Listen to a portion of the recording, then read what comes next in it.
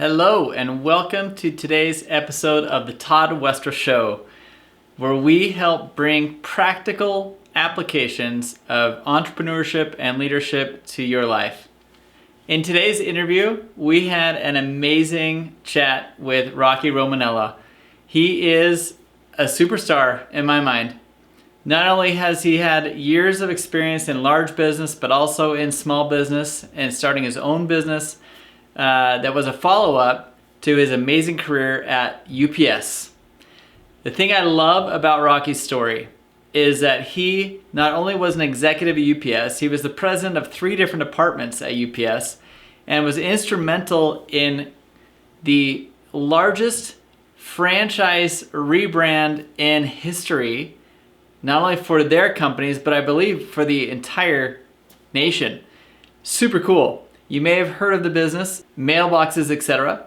An awesome business, which later became the UPS store. Probably heard of it? I'm assuming you have. The UPS store is a major tool in many small businesses. It creates an office remote for you wherever you are. I love the UPS store. I always have a UPS store address that I use for most of my small businesses. And so today we had a chance to talk with Rocky about that whole experience and that merger, that acquisition of mailboxes, etc., and how that transitioned into the UPS organization. And then what is quite pleasant, and one of the things that I thought was the most unique, is how UPS as a large organization was able to adopt many of the principles learned from the many small businesses that they acquired in mailboxes, etc. Each one of those franchises was unique, and the ownership was absorbed into the UPS organization. And as that happened, each one of those franchisees became influential in how UPS took their business to the next level. Rocky was a big part of the transition. He was a big part of, he led the entire program of how that acquisition took place, how the rebranding took place, and all that fun stuff we're going to get into during this interview. Some of the other fun keynotes that I loved about this conversation were certain transitions into leadership. You'll hear about how he started at UPS, how he grew in the organization. He learned those entrepreneurship skills required to go start his own business, and he went off and did it. So this is a really fun story, really fun conversation. I think you're going to enjoy every last minute of it. As much as I enjoyed performing the interview and learning as I went. So once again, we welcome Rocky to the Todd Westra Show. We hope this brings some value to you and your attempts to start your business or grow your organization. Thanks so much.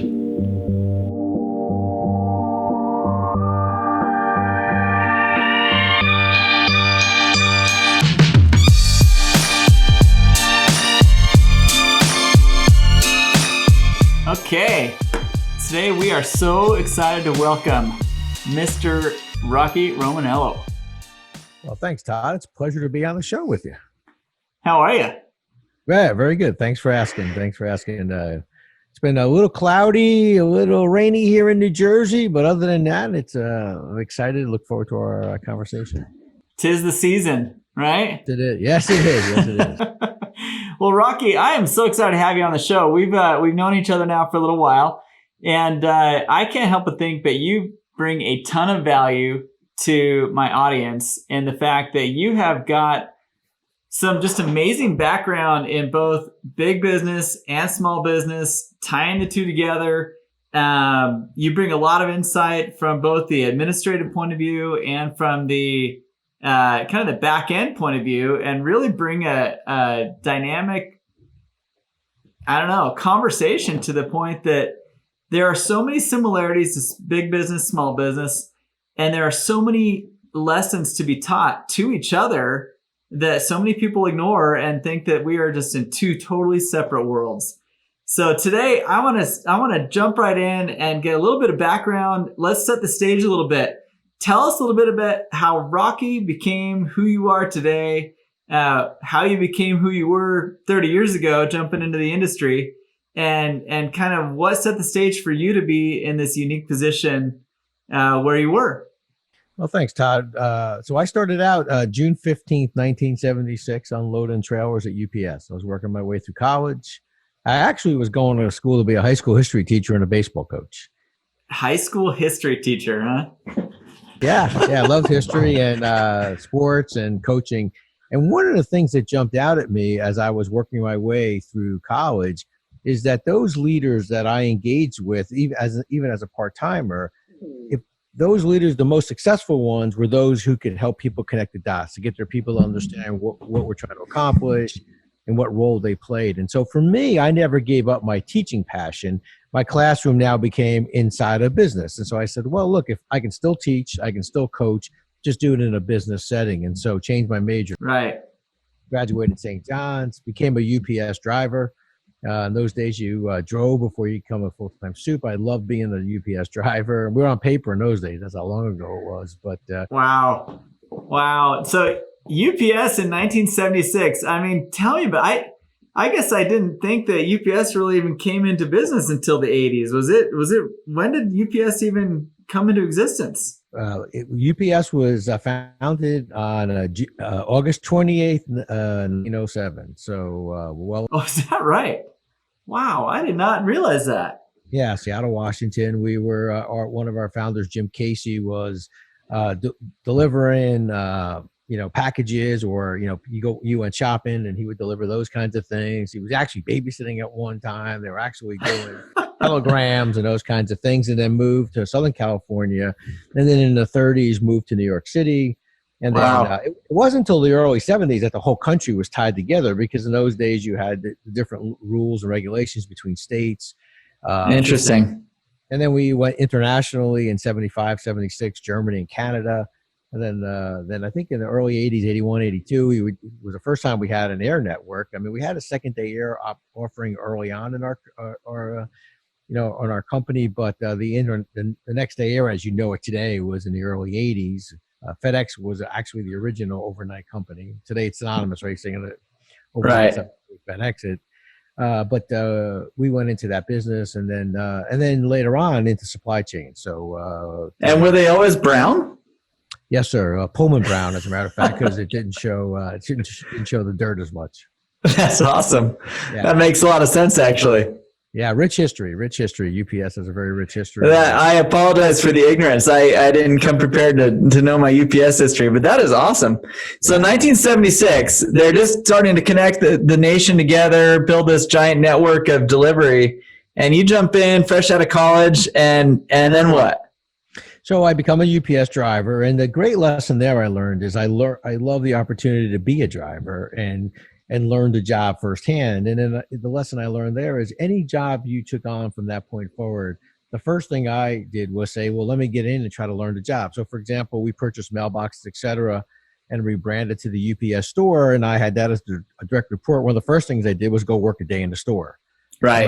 When I had the supply chain piece of business for UPS, go out and work in a warehouse and go out and understand how the orders drop and how to the inventory. So for me, that valuable lesson was work a day in the life of the people that you're working with and you're helping to manage. And so later on, I became a CEO of a telecom company. And one first thing I did was go to a site. I couldn't climb. I wasn't qualified to climb a tower, but I wanted to understand. What are the things that you do? How does it work? So that was a valuable lesson for me. I love it. Yeah. It's a little different with me is my UPS career is a little different than a lot of the UPSers that and met along the way. I did all the traditional things at UPS, but we went through some non-traditional times where we purchased, as I said, mailboxes, et cetera. And so I was part of that rebranding to the UPS store. And in that, I met wonderful entrepreneurs, and I learned so much from them. And I don't believe I'm an entrepreneur like they are. I mean, to me, an entrepreneur is that individual, that small business owner who takes everything they own in life, they slide it across the table, and they're all in, right? So that ultimate all in. I mean, in a big company, you have P&L responsibilities. Right. You don't have a P&L responsibility the way a small business owner does, right? You're always going to get a paycheck. You think about a small business owner, you hit the cash register at the end of the day, draw opens, you pay your people, pay your vendors. What's left in that cash register is what you take home for your family. That's Right. the all in. So from that perspective, I Right. learned so much from them as entrepreneurs. Great network, UPS stores, over 5,000 stores today. And it's one of the few networks that's 100% franchisee owned. And so we understood early on that the value of the network were those independent business owners who really are so committed or all in. And so I learned so much from them, and it's such a great opportunity for me to learn and be around entrepreneurs. And I have great respect for entrepreneurs today, and I'm not sure I could be that entrepreneur the way they are.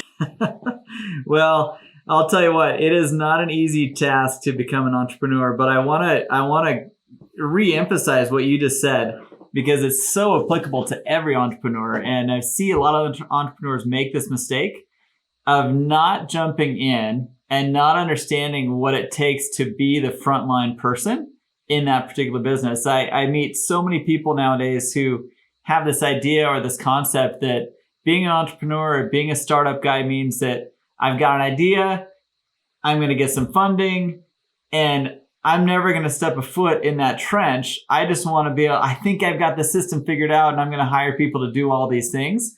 And they never actually get their feet wet into the actual front line of their business. And I think that's the wrong way to do business. I think it's the wrong way to start a business. And as you've probably witnessed, there were a lot of owner operators of the mailbox, et cetera, and different organizations that you've been a part of, where the people that really ran their business the best were the ones that understood what that front line actually meant, what that took to do that job. And therefore, they created so many tools and resources that made that job easier and better so that the quality improved. Would you say that's probably the case? I mean, did I reiterate that correctly based on what you're saying? Yeah, I would say that in general, that is true. I mean, they're so committed, right? I mean, they understand the business, they work the business. And I think that that's what's important. I think one of the downsides, though, it's interesting. The downside is your strength becomes your weakness. And I find that when I work with small businesses today, Right. one of the things you try to caution them with, don't let your strength be your weakness. So what's their strength? No one's more committed. They know the business better than anyone, and they can work it, right? Well, what's their weakness? No one knows business better than they are. They're completely committed. And so when that small business owner that may go from, Right. one or two people inside their family running it, now they have to hire the first person. Well, to me, that's Right. that significant event. They have to learn how to manage that individual, give them the authority that goes with the responsibility. But they start out, to your point, those individuals that are working the business understand it. I mean, there's a big difference between an entrepreneur and an investor. Right. Right. Right. And I think what you're describing early on is an investor. Hey, look, I've got some good ideas, but then the goal is you have to pick the right person to run your business then. Right. Right. No, so I think it's great. So here you are, you're jumping into UPS and you are working the trucks. You are learning how the logistics side works. You're literally doing the deliveries, getting a feel for what your people are doing. And then you kind of work your way up the ranks. I mean, what was your intention, first of all, getting into UPS? Where did you think it would lead? Did you think it would be a 30 plus year career? Or what were kind of your intentions there? And how did it keep you entertained, I guess? Well, I mean, I never thought I'd be there for my career. Obviously, I was working my way through college, and I was hoping that I had a full-time job. And then remember, it was 1980. I mean, remember, it's a different generation. My generation was right. Hey, get a job, take care of your family, and make sure you're working. I mean, if you need to work two jobs, you work two jobs. Do whatever you got to do to put food on the table. And so, my dad told me two things when I first started my job. The first thing he said was, whatever they ask you to do, say yes and thank you. And then learn your job and learn some more. And so I love that advice. Love that advice. So those two, Todd, if you think about it for a second, is what kind of kept me going through a 36-year career, is that, hey, whatever they asked me to do, I said yes and thank you. And then learn your job and learn some more. So I was always learning. And so I was always had this thirst of learning. And I was the what if? Well, what if we did this? Or I was always trying to understand how things kind of work. But I would say, if you think about the first part, the lesson there for me was there were times when I may not have felt I was ready for that next responsibility, or may not have felt I was ready to take on that next role. But all I could hear my dad say was, whatever they ask you to do, say yes and thank you. So they would say, hey, I love Rocky, that. ready for a promotion. We think you're ready to move to Chicago. And I'd look at him and like, you sure I'm the right guy for this job? I mean, come on, you got to have smarter people than me in here. Come on. Right. I always hear my dad say, and what I learned, the valuable lesson for me in that scenario, and I tell people this all the time, as a leader, there are going to be times when you have to believe in your people until they're ready to believe in themselves. You bridge that gap of confidence. You bridge that gap of knowledge until they're ready to believe in themselves. And it's no different in a large corporation as it is in a small company. If I'm coming into your business, Todd, you're the owner, you're the entrepreneur, and it's been you running it. But now you're growing and you have to add that first person. You add Rocky Romanella. Well, you're going to have to believe in me until I'm ready to believe in myself, because I may not have ever done this before. I got energy, I got enthusiasm, I'm smart enough to do it, but I don't have that confidence. And you bridge that gap of confidence. Right. I mean, I'm ready to believe in myself. Now, once I get to that kind of break-even point where my knowledge and confidence is there and your knowledge and confidence in me is good, that's a great place to be.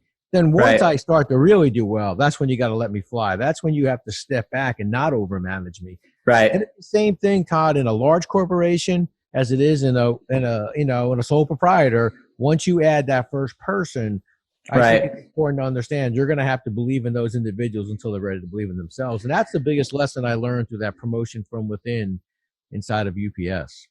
Well, I want to really hammer down on that point as well, because I can't express to you how many times me as a small business owner have felt the pressure of, you hire somebody, you get those first few hires into an organization, and you're still trying to set the culture. You're still trying to kind of picture what this company is going to look like with 50 or 100 or 1,000 employees. And next thing you know, you're trying to delegate things that you take very personal, and you have a hard time letting go. You have to let go. You have to put the trust in them, encourage them, let them know that, hey, I had to figure this out. You can figure this out, but watch what I did, and you can now gain the experience that I did. I'm going to give you the experience that I gained, and hopefully that'll get you to the next level faster than I got there. And I think that putting that trust in the person, encouraging them, letting them know that, hey, I had to figure this out too, but let me tell you where I made mistakes, and giving them those steps to get across the pond, so to speak, that gets them to the point to where they can manage that position effectively. They can take ownership in that. And I think, Rocky, that's a huge deal, especially in small business, but also in big business. People have a hard time letting go of certain responsibilities. They have got to let go. They've got to put trust and encourage those people. Well, I think you're absolutely right. And I think you speak to something that sometimes gets missed in a conversation. And that's the concept of companies and businesses have to have a strategy. So when you started your business, you had a strategy and a vision that I want to take this business to here. I think this is what I'd like to see the business look like in the next, 6 months, 18 months, 3 years, whatever. Right. And then of course the execution piece, you may or may not get to those milestones, but at the end of the day, you had a vision of what you wanted your business to look like potentially. For sure. Well, it's the same thing has to happen with your strategy as a leader when it comes to your people. What's your people strategy as a business owner? If you're a business owner with one individual, you have to have a people strategy. Okay, how am I going to help you get to the next level as an individual? What's my people strategy? What's our culture inside this organization? And I think you and I could pick different industries. You could pick any example of where you look at organizations that fail. I would say in many cases it's their people strategy. Take sports. If you're a sports fan, I mean, you look at these teams hiring coaches, and you think to yourself, what was your strategy here? I mean, a perfect example would be, you promote a guy. If you're in football, for example, you promote a guy to be the offensive coordinator, and now you make him the head coach. Right. First thing, if you were working for Rocky, if I was Rocky Romanella, was the general manager of the team, the first thing I would say to you, Todd, is, I know you were the offensive coordinator and we're promoting you to the head coach. Do you want to be the head coach? Yes, I want to be the head coach. You're not going to call the plays anymore. Oh, no, I want to call the plays. Well, let me ask you a question. If I promoted a UPS driver to a supervisor, And he said, I said, and what's the first thing you're going to do? He says to me, I'm going to deliver packages. I said, wait a minute, no, you're not a delivery driver anymore. You're a supervisor. Well, if I say to the offensive coordinator, I'm going to call my own plays. No, you're not. You're the head coach. Right. That's the same thing with a person working inside your organization. Hey, I'm a clerk working for you inside your store. Now you make me the manager of the store with 3 clerks under him. What's the first? Hey, just so you know, I don't want you to be the clerk. Well, I really love being a clerk. I'm the best clerk you have. No, every customer loves me. Well, you got to stay as a clerk, or you have to learn. And that's your strategy. All I'm saying is that's your strategy. So every general manager has to have a people strategy in a sports team. In a company as a manager, you have to have what's your people strategy. And I think a lot of times, Todd, they have a well-defined strategy for their business maybe, but not for their people. And the most important asset you have as a company is your people. Right. So Rocky, I want to jump. I love what you just said. And I truly do think that these are lessons for any kind of management, really, in anything. I would even say, even down to the family level, trusting your child to perform or execute on something you've trained them to do, or they've seen you do a million times, and stepping back and let them making decisions and do things that they need to do for their life. But let's take a shift real quick here. Back to your journey. So UPS, I don't know for how many years at this point, but I remember as a small business owner in the 90s and hearing about this new group, small business or mailboxes, etc., and thinking, okay, for a long time, before you had offices, before I could afford to lease a space or do whatever, mailboxes, etc., kind of popped up on the map for people like me as a place where I can go get an address that's not a PO box, because how creative does the USPS get with us? Not very creative.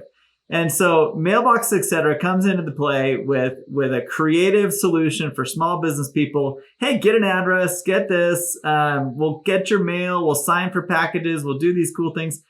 How did that even become a point of interest for UPS? And how did that whole transaction kind of happen? And I'm kind of curious how that came into play and how you became part of that picture, and just kind of lead us into that a little bit.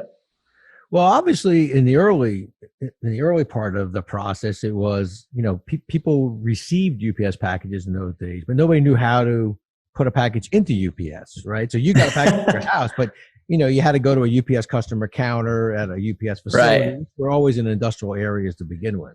Right. And so mailboxes, et cetera, in those early days before the acquisition was an access point or an access channel for UPS. Makes sense.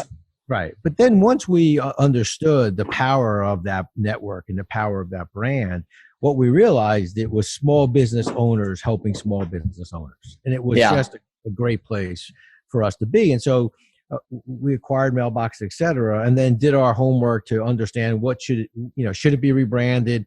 Should it, we did 3 tests, MBE with sort of like almost the way Hallmark is a gold crown store. We thought maybe an MBE with maybe an enhanced, we called it Gold Shield.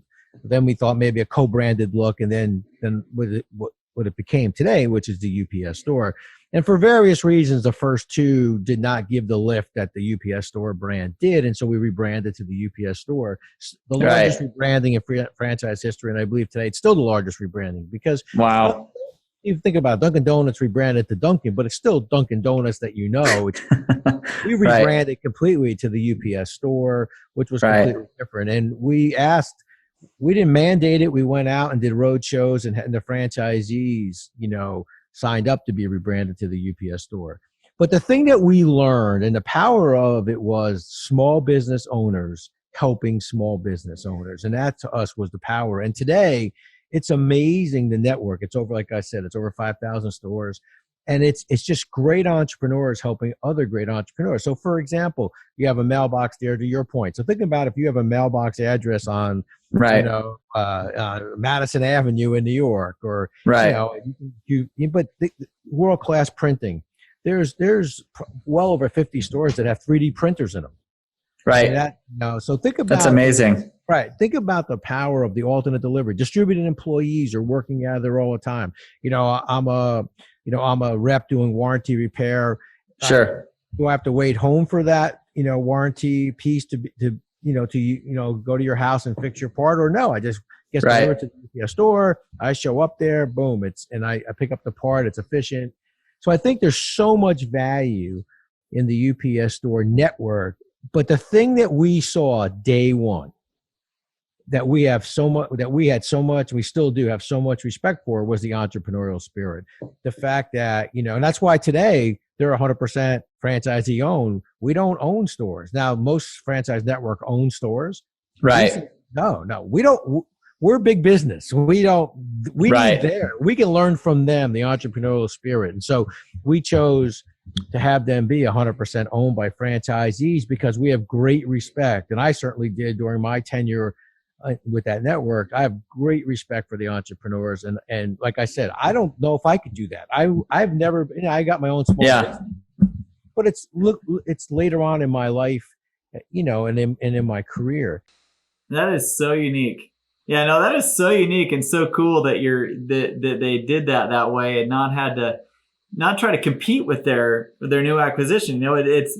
I sometimes kind of look at a company owned franchise as a competition to me. I have never owned a franchise, but I would see that as almost threatening. Well, what, they think they can do what I'm doing, or are they here to help me? And I guess that's the way I would look at it. But I just respect the heck out of that. And even today, I have 3 UPS store addresses as we speak. I have owned a customer service center for the last 12 years offshore. And I can tell you that many of you listening and many of you that may watch this episode, I hate to be the spoiler alert here, but I would say a massive percentage of your customer service centers, when you're doing returns, not Amazon, but any other type of online sales portal for any other type of product, good chance they're using a UPS store for their receiving and for their even for their shipping. Sometimes all UPS store based. Very cool stuff.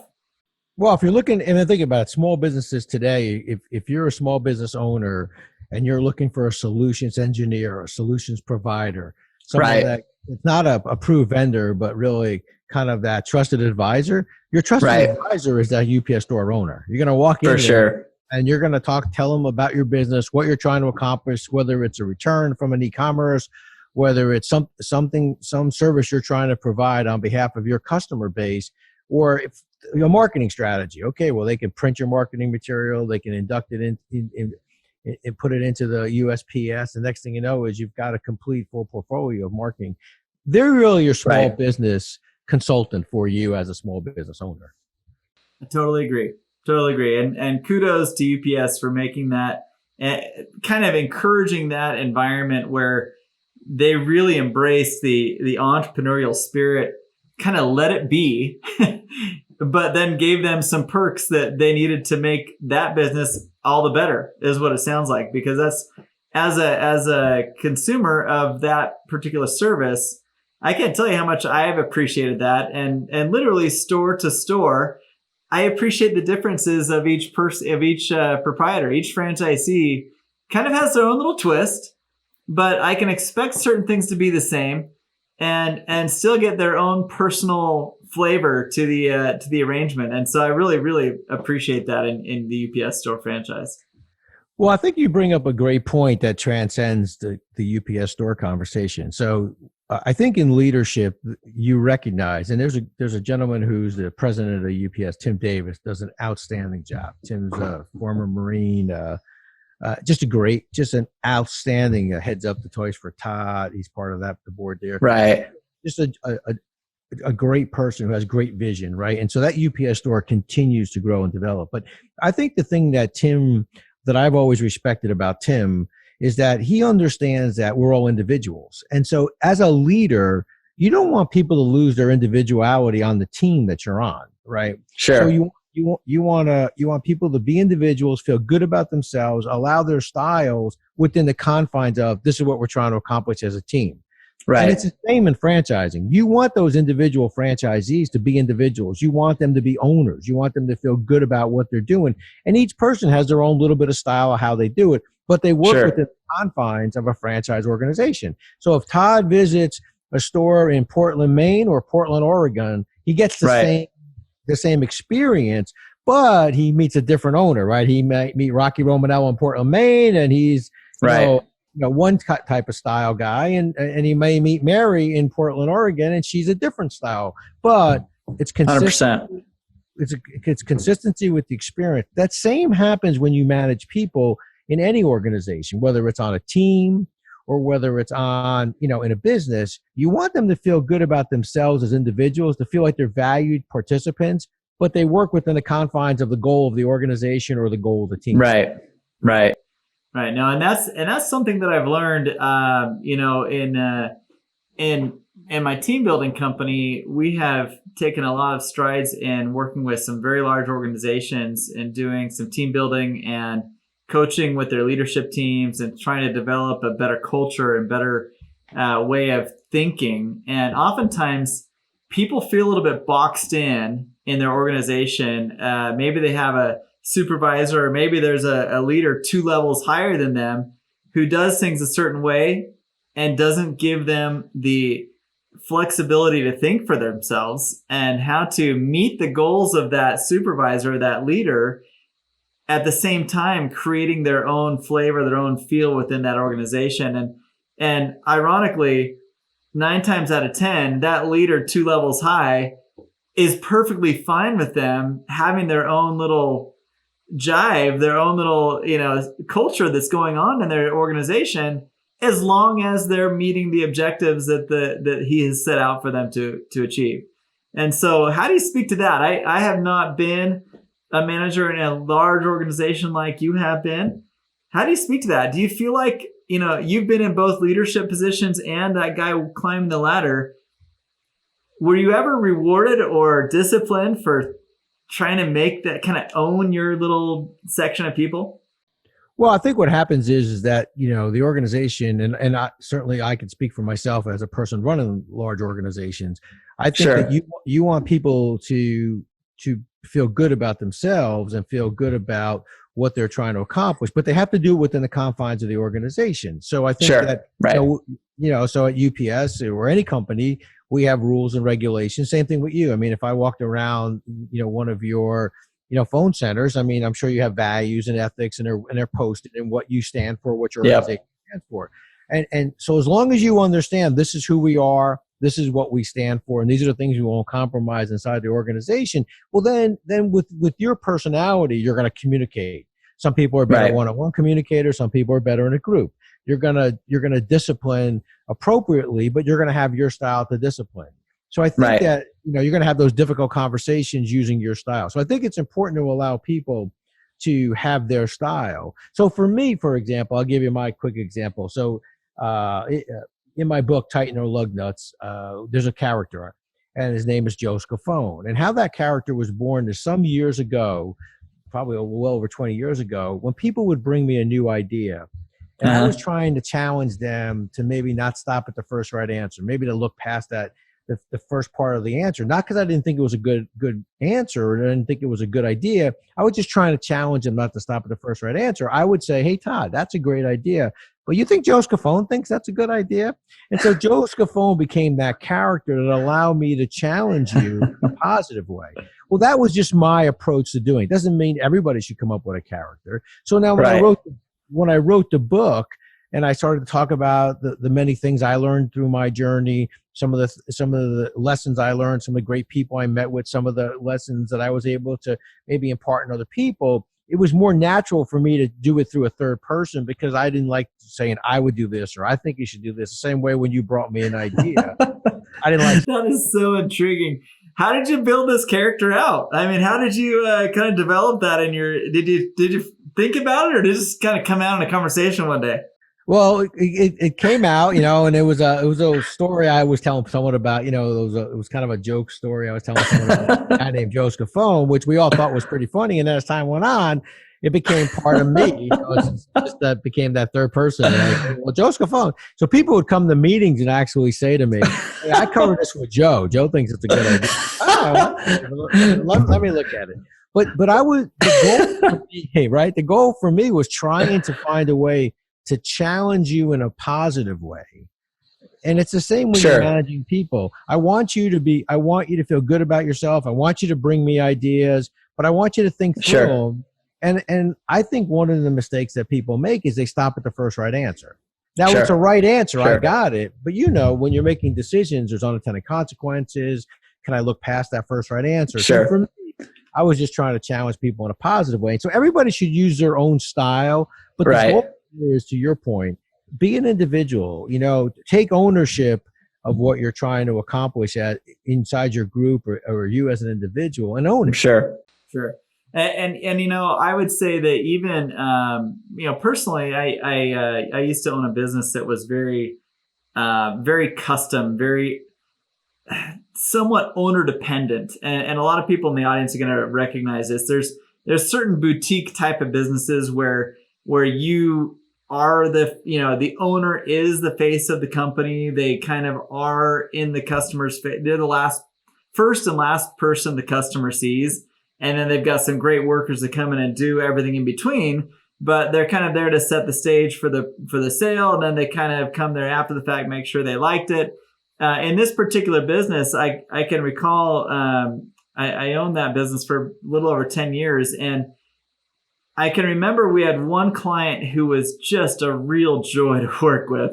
And I got involved a lot because this customer had such high needs and high demands. And it was just a very super big project dollar wise. And we had to take it, but boy, they were just a joy to work with.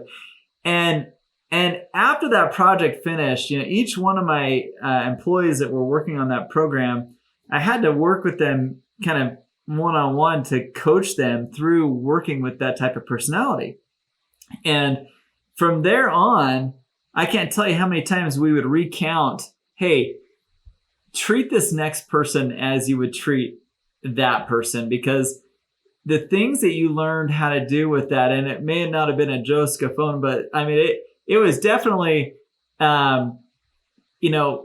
it makes a difference when you can bring to their vision the most difficult challenge, maybe the hardest person to please, and encourage them to think about that person or that product or that imaginary person that they need to report to as the standard that they can use to then improve their productivity and improve their actions.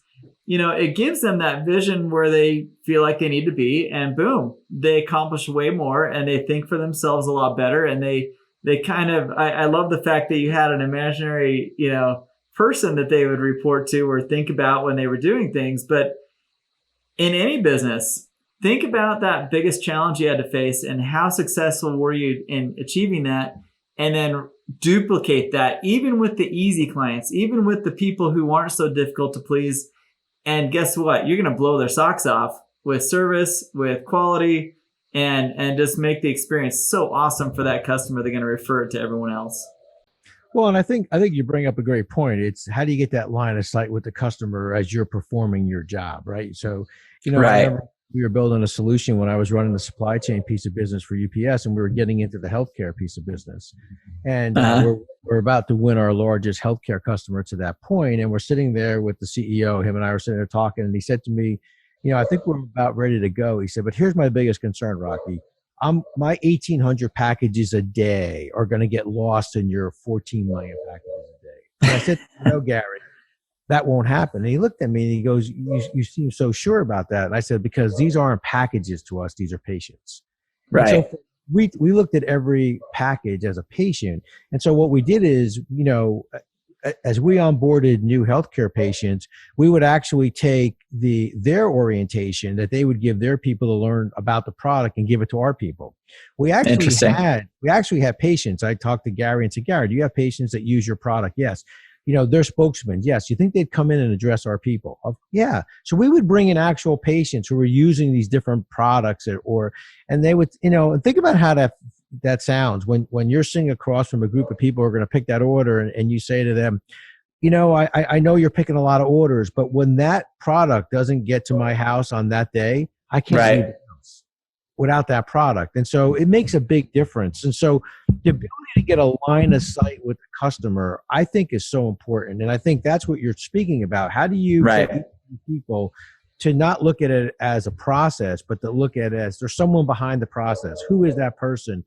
Who's the person that's going to use this healthcare piece? Or who's this person that's going to use this product? And how do I impact them? And I think that's the difference. And anytime you can get that voice of the customer to be there, it makes all the difference in the world. I totally agree. And I appreciate you emphasizing that.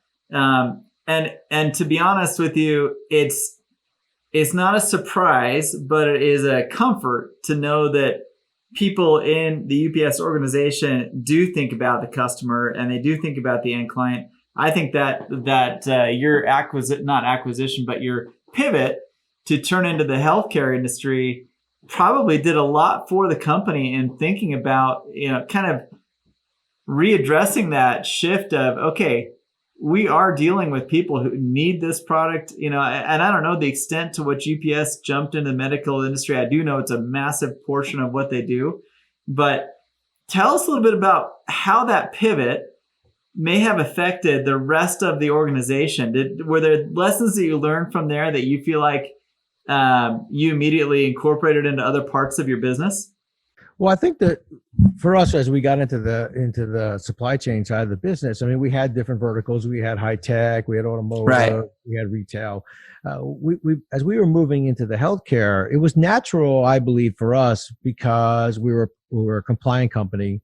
We're a benevolent company. We're good people. I mean, we always treat people with dignity and respect. And so for me, it was a natural as we got into the healthcare piece of the business. But what we did learn on the healthcare piece of the business was you had to make things alive for people, right? You had to get that line of sight. We had always talked about it. We always did wonderful things when it came to those things.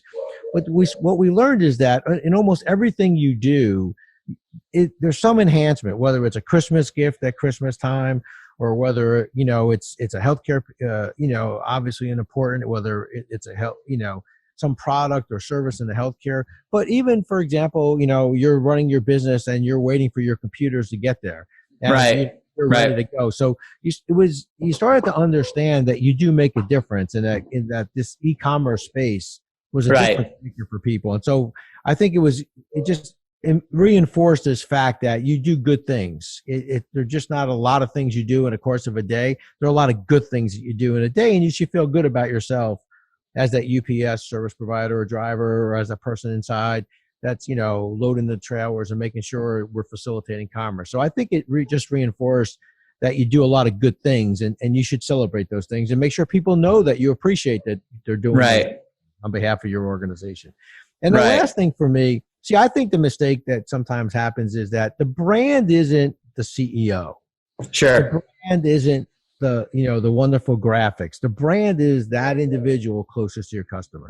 So that UPS driver, agreed, or your person on the other end of the phone that's having a conversation with me, you can tell me all you want about your values, your ethics as an organization. My view of that is the last person I spoke in your organization. And I just hung up with Delta, and Delta has this great last question they ask you on their phone center. It basically says, hey, would you hire the last representative for your company? Would you hire that person on your company? I think that's a great question. And my answer is that right? I have not heard that question. That's a awesome. great question. Yeah, that is a great question. Yeah, the last individual you spoke to, would you hire them in your companies? I think the way it's phrased, but I thought that was a great question. And I said, my answer was yes, I would. I thought they did a handle. Wow. And so that is an awesome benchmark to set. That is, I can just picture the training sessions with those agents and think about this. Sell yourself as if you were trying to get a job with whoever you're servicing. That is a fantastic mindset to bring into customer service. I think that's absolutely correct. I mean,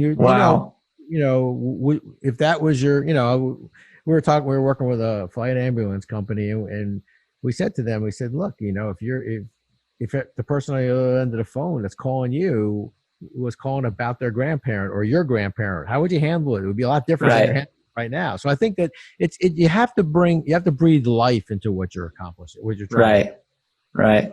Last topic I want to cover with you. I feel like this has been an incredible conversation so far, and but this one I think you can bring a really interesting flavor to it. Businesses small and big deal with pivots, and pivoting is a big topic I like to talk about because oftentimes when you go into starting a business, you think it's going to be one thing, and then all of a sudden you see a bigger need with maybe bigger dollar signs, and you kind of pivot and go this direction and then go that direction. And you feel like you're able to be, you're willing to be able to do that because you're small and you're nimble.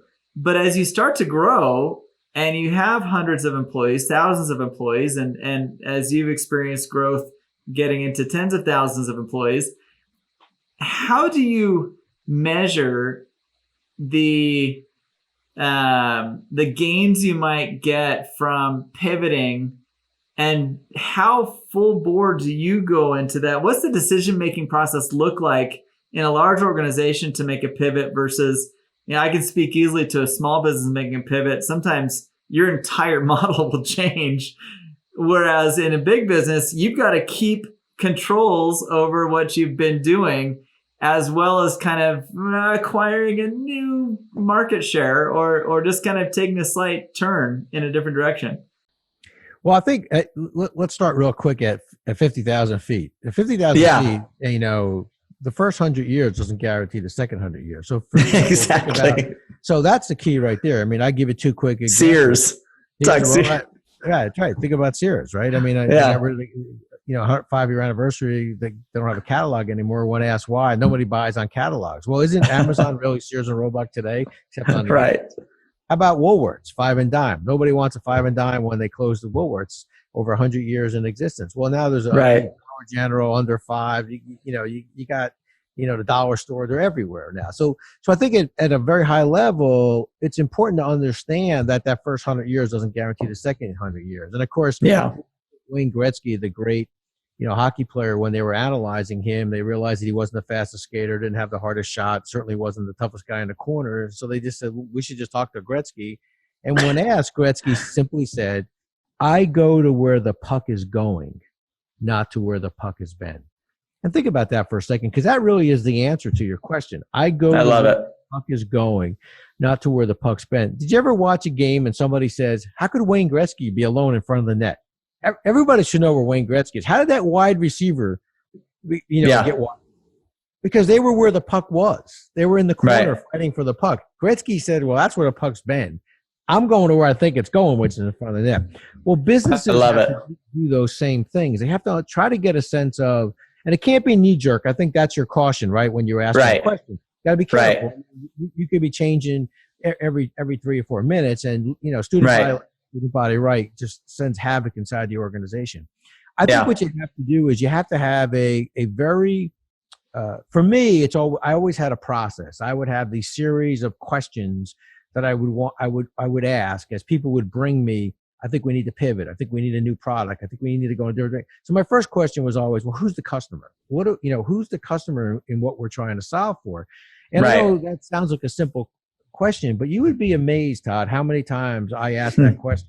Who's the customer? I'll give you a quick example. When we were building a healthcare solution, I'd say, well, who's the customer? And then, of course, the company can't give me that kind of like, no, really, who's the customer? Well, a third would say, well, it's the healthcare, it's the docs, because they those doctors are prescribing our medications. The other third would say, no, it's the distribution channel. It's CVS, it's Walgreens. Well, then a third of people say, well, isn't it the patient? We're going directly to the patient. Well, if you think about it for a second, well, then if it's... And everyone thought they were on the same page. Oh, absolutely, right? So then based on who the customer is, then you're going to build KPIs based on that. As I was saying, if we're 99% on time to Walgreens or CVS or Rite Aid, that's a great frequency. But you don't want to be the one customer or the one patient didn't get their pharma product. Right. 100%. So then the second question is, what are the things you won't compromise as a company? Because what will happen is that once a customer, understands that you have capabilities, they'll start to push you. A good example is I was doing a conference and we were talking about, it was a conference of cleaning product, people who sell cleaning products. And they were talking about different things to get into the revenue streams. Well, at one point someone says, well, we're thinking about actually doing the cleaning now. And so, we sell the products. Why couldn't we do the cleaning? And so I said to them, let me take you through my example. Who's the customer? Right. Okay, right. We got through that. Well, how about the things you won't compromise? Well, we won't compromise safety. Okay, very good. How about hazardous materials? What do you mean? Well, you're going to dispose of the cleaning products now, right? Oh, I never thought of that. So there's a series of questions that you have to, I think, and I talk about it, I lay it out in my book, this series of questions, because I think what will happen is in your zeal to pivot, to your point, you have to do something different. You know that the customer base is changing. I'm sure that AOL wishes they would have pivoted at some time or another and said, how come we don't have anybody using our email address? No kidding. Or Yahoo. Right. Yeah. Yahoo's a great example. Or even I'll give you a better one. In today's, go read the papers on, not you, but, I'm not talking out of school here. But if you think about it, because what happens is in businesses, everybody gets that me too. So a few years ago, all of the telecom companies got the me too. We want to move upstream and we want to own content. So Comcast buys NBC. Right.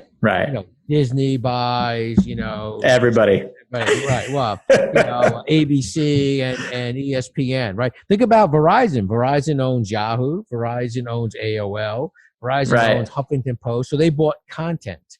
AT&T buys DirecTV.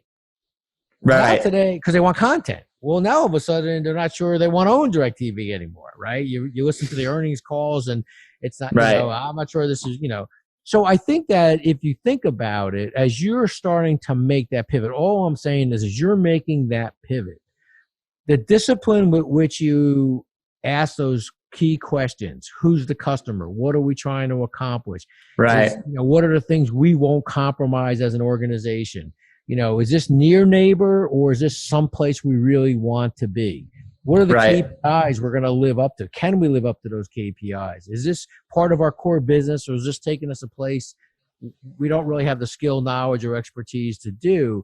Right. I think those are some key. You just have to be disciplined in the questions that you ask yourself, because if you're not careful, you'll do these knee-jerk reactions. Now, in a large company, you can handle some of those missteps. In a small business, it's hard for you to manage a misstep that may take you so far off of who you are, you don't recognize. Right. Totally agree. I love that advice. And I think that everyone in the audience can benefit from hearing about that. Think about their pivots. Think about who that customer is. Love the Wayne Gretzky analogy. I have not heard that quote, but it's makes so much sense. Just know where that puck is going to be. Think ahead.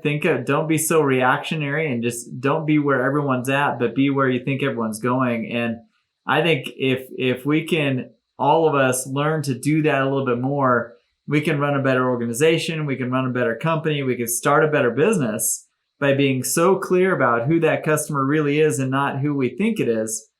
I absolutely love your analogies and discussing how the same room of people who you've worked with on so many other things could be in totally different parts of the gamut of who they think that customer really is going to give you a whole different feel if you're not on the same page. But get everyone on the same page, and all of a sudden, all that channeled energy turns into something amazing. So appreciate that advice. Yeah, no, I think it's interesting when you look at, as I told you when we first started, I went to school to be a high school history teacher and a baseball coach. And so some of the coaching stuff we've talked a little bit about, but from a historical perspective, there's a lot of knowledge and learnings that you get from history. And I think what happens is sometimes is that our energy, our strength becomes our weakness. Our strength that we know we got to pivot. We know we've got to get to that next spot. We know that things are changing. Right. You know that intuitively and you can feel it. But then you don't do your historical perspective of, well, let's understand. Let's think about this for a second. Are we going in the right direction? Sure. Are we just running fast in the wrong direction? Activities do not always equal results. Agreed. Yeah. You can run out of business really, really fast if you're running the wrong direction. So I appreciate that. Rocky, I appreciate your time today. And I found a lot of value in our conversation today. I feel like there are some tips that I almost feel like I could break this up into 4 totally different podcasts and have awesome value from each segment. And I appreciate that. I look forward to talking to you again in the future. Where can our listeners get a hold of you or follow you, read your information? You've got a book, I know. Talk to us a little bit about where they can find you. So we have a website, www. It's the number 3 and the word 60, SIXTY, managementservices.com. Very interactive site. A lot of, probably over 40 videos on the site with different topics, different ideas on there. We have 3 legs of our stool in our company. I'm a keynote speaker, so I go out and do a lot of keynote speaking. I do a lot of breakout sessions for companies, and we have a training platform that we love the training. I enjoy doing the training, and we have you get us as trainers, you get people with over 35, 40 years of experience. And then Awesome. we have a consulting piece of business. We love consulting with small, medium-sized companies, and it's mostly around the process improvement and the understanding of how to improve your business, and then how do you do it in such a way that there's longevity, right? It's a lot, Right. Through my UPS moves, I lived in some wonderful parts of the United States, but one of them was in Iowa. I was the Iowa district manager, and the folks there who were farmers used to always say to me, "Hey, you don't plow the fields more than once. You do it the right way. Make sure the road is straight. You do it right, and so don't replow the field." And that valuable lesson for me was do it right the first time. The cost of mistakes is so much higher than doing it right the first time and doing it the right way. And so Right. we spend a lot of time on process improvement. The book is Tighten the Lug Nuts. We actually have a website, www.tightenthelugnuts.com. The book is sold on Barnes & Noble, but Amazon does a great job fulfilling. And then this year, for every book sold, we are donating $1 to the Jimmy Valvano Fund, the V Foundation, to find the cure. So we feel like it's an opportunity for us to give back as well. Find a cure for which issue? Cancer. For cancer. Okay. Yeah. Jimmy V, awesome. 25 years ago, passed away of cancer and gave that great speech at the S1E1 Awards. And I got an opportunity. It's on my website if you're a sports fan, I got a chance to spend 3 or 4 hours with legendary coach John Wooden. Awesome. Big fan of Coach Wooden, read all his books, know his pyramid of success, and got a chance to spend some time with Coach Wooden. And it's funny, at the end of my conversation with Coach Wooden, I asked him if there's anything we can do to help him. He said, "Hey, you don't need to do anything for me. Could you donate money to the Jimmy V Foundation?" And so for me, I was so touched that Coach Wooden would do something like that. That's my way of giving back as well from my time with Coach Wooden. I love it. Good knowledge, good person, cares about other people. That goes a long way. Yeah, great man Coach Wooden was. Yes, he was.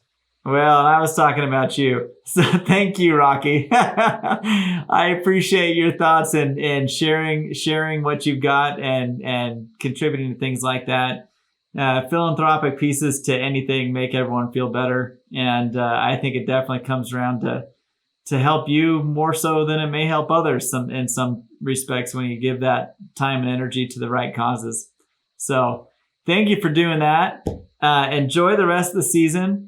And I will put the notes down below of these links and your books and information, and even a link to the Jimmy V Foundation. And this will be awesome to pass on to the people. Well, thanks, Todd. It's a pleasure speaking with you. I hope your audience finds value in our conversation, and have a great rest of your holiday season. You do. Talk to you later. Talk soon. Hey, thanks for being here today on the Todd Westra Show. We're glad you stayed till the end. And we're especially glad you had a chance to enjoy the show as much as we did. If you liked this content, subscribe to our channel. You wouldn't believe how much that actually helps us get our message out to more people. As you subscribe, YouTube decides to put this video out to other people, and we appreciate you listening. We appreciate you watching. We hope that you subscribe to both the podcast and the YouTube channel, and hence getting us out there to more people who need help doing their entrepreneurship battle. We are all a battle. We're all here to help each other. So thanks for being here today. Subscribe to the channel. Go to the website at toddwestra.com. And as you are there, feel free to participate in any of our free classes, courses. We've got some great forums and groups that you can join into and get the help that you need to build your business, to grow stronger, to develop better relationships with the customers, all the tools you need to build a stronger business. We've got them here for you. So thanks for being here. Hit subscribe. We hope to see you soon. Thanks so much.